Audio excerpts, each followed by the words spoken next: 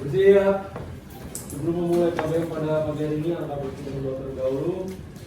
Sebelum menyiapkan masing-masing, berdoa dimulai. Selesai. Memberi salam. Assalamualaikum warahmatullahi wabarakatuh. Nah, kabar pagi hari ini? Baik. Enggak banget kayaknya. Teman-teman dalam kondisi yang baik. Sudah sarapan tadi pagi? Sarapan.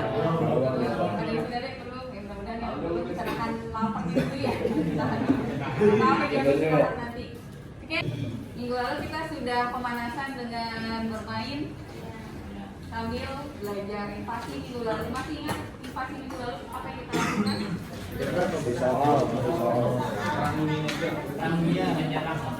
Ke materi tes eksposisi dulu. Kemarin kita sudah belajar kan sambil bermain, apalagi tim jumper sudah dapat poin 400. Berarti sudah tahu kurang lebih apa sih tes eksposisi? Ada yang tahu? Kita kan belajar tes eksposisi, boleh gitu. Ini yang akan kita pelajari di hari ini. Kemarin sebenarnya sudah mempelajari ya, tapi kan Ibu belum mengkonfirmasi apakah yang kalian terang-terangan itu udah betul atau belum. Asal lagi. Ya, sebagian Ibu tidak menyimak sepenuhnya gitu ya, karena ada kegiatan lain. Kita akan belajar 5 hal ini. Yang pertama pengertian, tadi teman-teman sudah bisa menjelaskan ya, apa itu eksposisi. Kemudian bagian ciri-ciri, struktur, pola pengembangan, dan kaidah pembahasan. 5 hal ini yang akan kita bahas pada hari ini. Apa yang dimaksud dengan tes eksposisi? Tadi sudah disebutkan bahwa tes eksposisi adalah tes yang berupa informasi yang isinya singkat, padat, dan jelas. Kalau dalam keseharian kalian lihat tes eksposisi adanya di mana?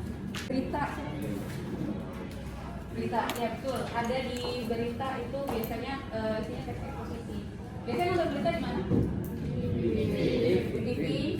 Apalagi? YouTube. Sosial media. Sosial media bisa. Yang baca portal-portal berita ada? Ya, portal berita tuh ada detik.com, kemudian ada Kompas, terus Narasi, Tirto, dan lain sebagainya, itu kan portal berita. Itu juga bisa. Teks anekdot kemarin, kalau teks anekdot kemarin kaidah pembahasannya boleh nggak pakai majas? Boleh nggak pakai daya khayal penulisnya? Boleh pakai rekaan. Ada satirnya, ada majas hiperbola, dan lain sebagainya. Tapi kalau dalam teks berita itu tidak diperkenankan sama sekali menggunakan seperti itu. Oke, boleh dilanjut. Ciri dari tes eksposisi itu apa sih? Ciri-ciri yang membedakan si teks eksposisi ini dengan teks yang lain. Disebutkan ya, singkat dan padat. Gaya informasinya mengajak, tapi sebenarnya tidak terlalu yang mengajak sepersuasif, teks persuasif ya. Hanya biasanya memberikan argumentasi aja, tapi tidak termasuk mengajak ya, seperti itu. Kemudian penyampaian teksnya secara lugas dan menggunakan bahasa yang baku. Teman-teman tahu bedanya bahasa baku dan beku? Belum dengar ya? Beda bahasa baku dan beku. Ada yang tahu bedanya? Baku adalah kata yang memang digunakan untuk bahasa formal gitu ya, baku gitu seperti biasa. Seperti yang sedang dilakukan sekarang bahasanya baku. Tapi bedanya dengan bahasa beku itu bahasa yang formal sekali, tingkatannya paling tinggi dan tidak bisa diubah kapanpun. Contohnya apa? Saking dia bekunya itu nggak boleh diubah-ubah sama sekali, tidak bisa diubah.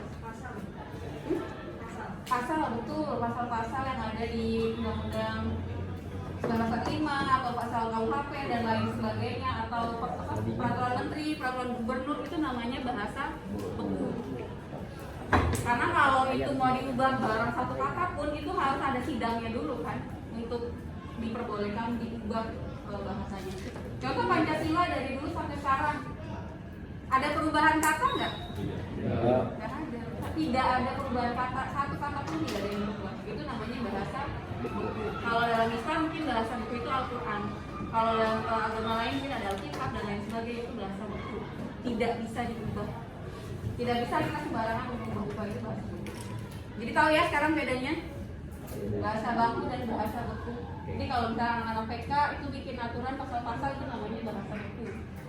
Bukan baku lagi tapi beku, karena tidak bisa diubah sembarangan. Oke, kemudian menjelaskan informasi-informasi pengetahuan. Karena biasanya dalam teks eksposisi ini banyak informasi umum gitu atau pengetahuan tentang sesuatu. Jadi bukan bersifat imajinatif. Nggak ada ini karangan reka adegan itu nggak ada kalau dalam teks eksposisi. Kemudian tidak memihak berarti tidak memaksakan kemauan dari penulis terhadap pembacanya. Si penulis ini tidak meminta si A untuk harus percaya dengan pemikiran si penulis itu, enggak. Tapi dia hanya menyampaikan argumentasinya berdasarkan fakta-fakta. Nah, terserah deh pembaca mau percaya mau enggak, mau setuju atau tidak setuju, dipersilakan atas pemikiran pembaca masing-masing. Kemudian teks eksposisi ini bersifat objektif dan netral, dia tidak memihak itu sekali lagi dia tidak memihak sama sekali. Objektif itu apa sih maksudnya? Objektif bersifat objektif. Ya. Memberikan pandangan melalui berbagai sudut pandang, jadi tidak dari dalam sudut pandang dirinya sendiri. Oke. Penjelasannya disertai data-data yang akurat.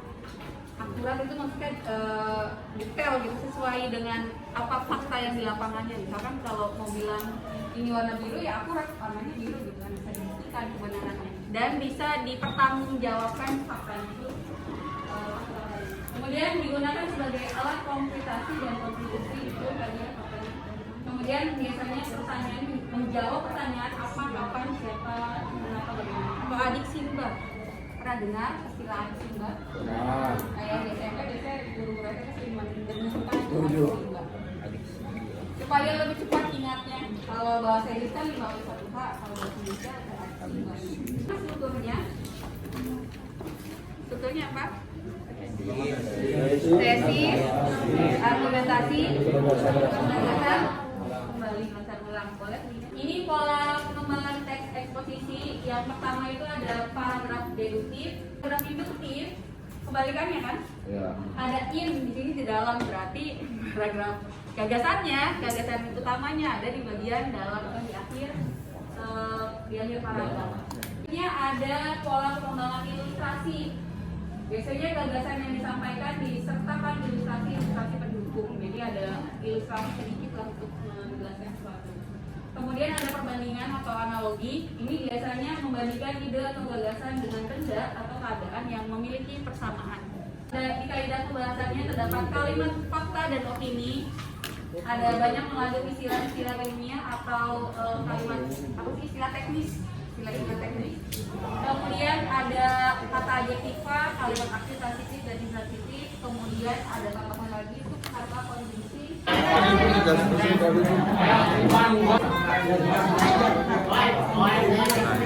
Apalagi siapa dah? Jawabannya dalam bentuk kanva. Di kanva itu kan ada mind mapping ya.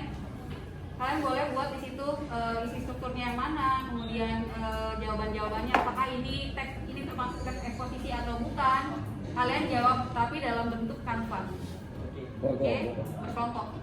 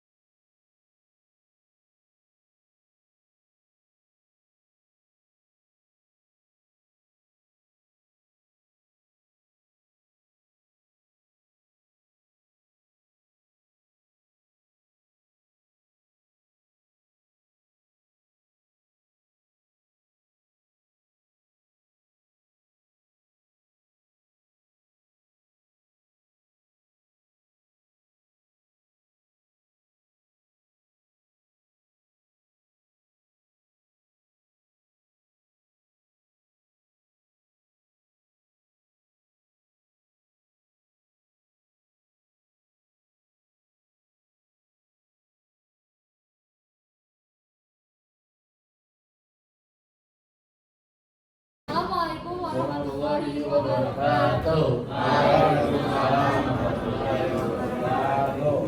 Sebelum mulai presentasi, saya ada pantun dulu nih. Mulai dulu ya. Makan bubur pakai mangkok. Buburnya ditambahin pakai bakmi. Izinkan kami dari kelompok New York untuk presentasi. presentasikan hasil diskusi kami. Baik. Oke, ini ada mind map atlet yang pertama. Pendidikan adalah sebuah sarana di mana kita Adanya tingkat kekerasan di sekolah dan bullying. Penganiayaan. Mungkin ini yang akan materi yang akan kita pelajari hari ini sudah cukup sampai sini. Mungkin ada satu orang mau mengevaluasi atau merefleksikan apa yang sudah kita pelajari hari ini. Bukan ya? Jadi hari ini kita belajar tentang kita membuat ada infografis, ada mind map tentang teks eksposisi pendidikan yang dapat. Terima kasih boleh tepuk tangan. Teman-teman sudah mengikuti pembelajaran hari ini dengan baik. Sebentar, sebelum tepuk tangan. Untuk minggu depan kita akan melanjutkan materi teks eksposisi yang berkaitan dengan menulis. Jadi teman-teman silakan fokuskan ke satu atau beberapa topik yang kalian suka. Topiknya bebas. Kalau kalian suka bidang politik, kalian suka bidang ekonomi, suka bidang bahasa, dan lain sebagainya. Cukup sekian pertemuan kita hari ini. Terima kasih atas partisipasi aktifnya teman-teman. Ibu mohon maaf kalau ada kata atau sikap yang kurang berkenan. Wabillahi taufiq wal hidayah. Wassalamualaikum warahmatullahi wabarakatuh. Waalaikumsalam warahmatullahi wabarakatuh. Sebelum memulai pelajaran, ada baiknya kita berdoa terlebih dahulu. Berdoa dimulai. Ayo rakyat nanti. Rakyat di rumah.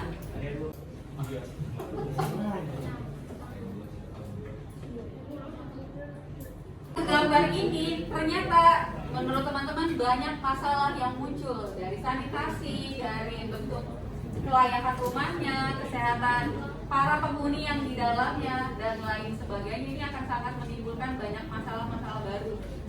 Kita lihat di sini anak-anaknya kan jajan ini, abang-abang jajan sembarangan, kemudian dari lingkungannya dan lain sebagainya. Ini ada apa ya, burung di sini. Itu tidak sangat-sangat tidak teratur di bagian pemandangan. Ini banyak food yang ada yang muncul. Kalian pilih satu topik yang berkaitan sama gambar tersebut. Apakah tentang kemiskinannya, apakah tentang pemerintah yang tidak menyediakan rumah layak huni, atau bagian sanitasinya atau lain sebagainya. Silakan kalian pilih salah satu topiknya. Kemudian cari data-data atau sumber-sumber yang relevan berkaitan dengan hal tersebut. Yang kalian lakukan adalah tentukan masalahnya dulu, apa yang mau kalian bahas. Ini masih bentuk poin ya, belum narasi. Masalah apa yang akan kalian bahas, kemudian cari data-data pendukung berkaitan masalah yang akan kalian bahas ini. Kemudian sertakan opini, baru terakhir argumentasi.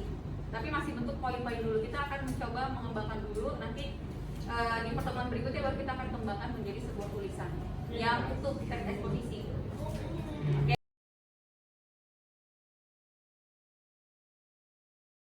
Assalamualaikum warahmatullahi wabarakatuh. Kami dari kelompok 5 akan mempresentasikan poin-poin yang kami dapat dari hasil diskusi tadi tentang gambar yang nomor 5 ini. Sebelumnya kami dari kelompok kami, wassalamualaikum warahmatullahi wabarakatuh. Itu hari sekarang mau merefleksikan kegiatan kita hari ini. Apa yang sudah kita pelajari hari ini? Hari ini kita belajar bisa berkelompok dengan siapa saja. Kalau untuk materinya dari suatu gambar kita bisa belajar bereksplorasi. Untuk hari ini cukup sekian. Minggu depan kita akan mempelajari dari yang kalian buat, kita kembangkan dalam tulisan. Oke, terima kasih. Wabillahi taufiq wal hidayah.